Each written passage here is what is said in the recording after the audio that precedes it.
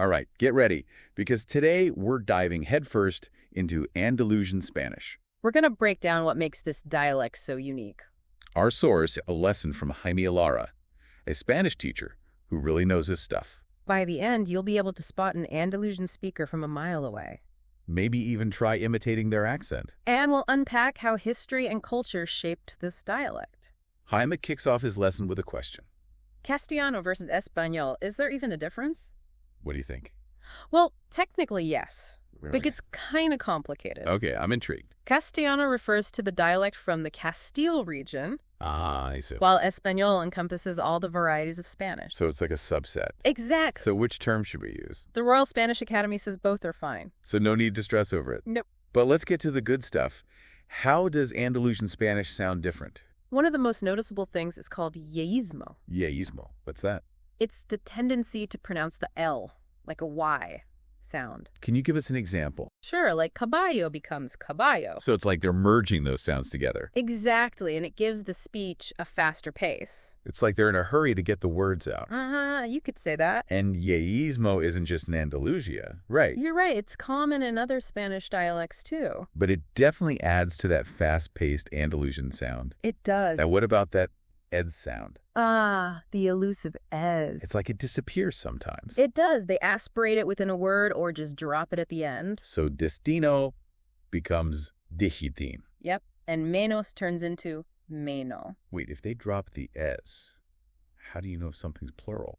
That's where it gets clever. Oh.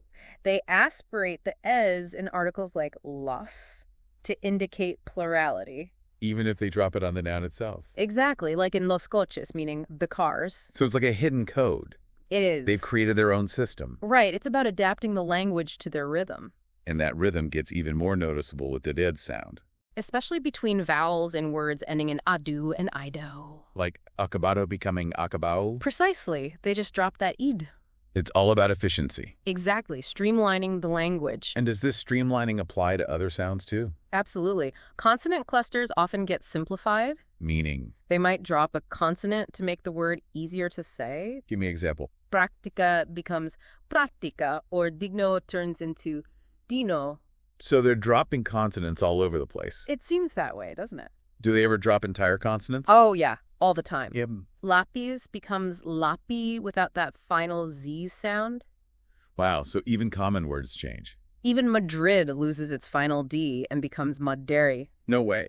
It's true. They even have a funny, unofficial tilde. The tilde. Yeah, they sometimes put it over the E in papal to show the missing U sound. So it's like a visual cue for pronunciation. Exactly. They're playful with the written language, too. That's amazing. What else do they do? They like to swap an L for a softer sound. Oh, really? Yeah. Almeria becomes Armeria. It's pretty different. It is. But language changes for efficiency and ease of pronunciation. It's not just Andalusian Spanish that does this, right? Nope. It happens in other languages, too. But they do seem to love blending sounds. Definitely. Like turning al final into arfinar. It's a combination of the illa to r switch and merging words together. It's like a linguistic puzzle. You could say that. But it adds to the charm of the dialect. It does. So we've got the drops, hence the the ill to r switch. What's next? What about the J and G sounds? Those can get aspirated, meaning they're pronounced with a breathy sound. So how does that change things? Major becomes mejor, and gente becomes gente. It's like they're adding a little puff of air to those sounds. Exactly. But there are variations within Andalusia, right? Of course, in Jam, they keep the strong J sound. So even within this dialect, there are regional differences. Always. Now let's tackle seseo and seseo. These terms always cause confusion. They do. They describe how the Z, E, and is are pronounced before I and E. Okay, break it down for me. With ceceo, which is common in Seville and Latin America, C for I and E and Z are all pronounced like E. So zapatos become zapato. Exactly. What about calcetines? That becomes calcetine. It softens the sounds. It does. Okay, so what about seseo? With seseo, it's the S that takes on the pronunciation of C before I and E or Z. So it's like they're switching them around. You got it. What are some examples? Cereza becomes cereza, and cabeza becomes cabeza. So it changes the whole feel of those words. Definitely. Jaime gave some great examples to illustrate this. He did. For seseo, he used sapo instead of zappo and serpiente for serpiente. Okay, for seseo. It would just be the reverse. That really highlights the impact of these small pronunciation differences. It does. It's like they're painting with sounds, creating a whole new sonic landscape. Exactly. And we've only just begun to explore this vibrant world. There's so much more to uncover about Andalusian Spanish. We've only scratched the surface. Stay with us as we delve deeper into this fascinating dialect. There's much more to come. Welcome back to our deep dive. We've decoded some of the quirky pronunciation features. But what do these linguistic twists and turns tell us about the Andalusians themselves? That's where it gets really interesting. It's not just about sounds, right? No. Language is a window into a culture's soul. And Andalusian Spanish reflects a history that's as vibrant as its people. Exactly. It's a blend of influences, that rapid-fire delivery. Speaking of influences, we can't forget about Andalusia's history. Right. It was under Moorish rule for centuries. And that left a lasting impact. A huge impact on everything. From architecture Your cuisine. and even the language itself. Of course. I can see how Arabic might have influenced the dialect. It's more than just might have. It definitely did. Are there any examples of this influence? Oh, tons. Words like alcalde, The mayor, azúcar for sugar, and even almohada for pillow. all have Arabic roots. Wow, I use those words all the time. And they've seamlessly blended into Spanish. It's amazing how language acts as a bridge across cultures.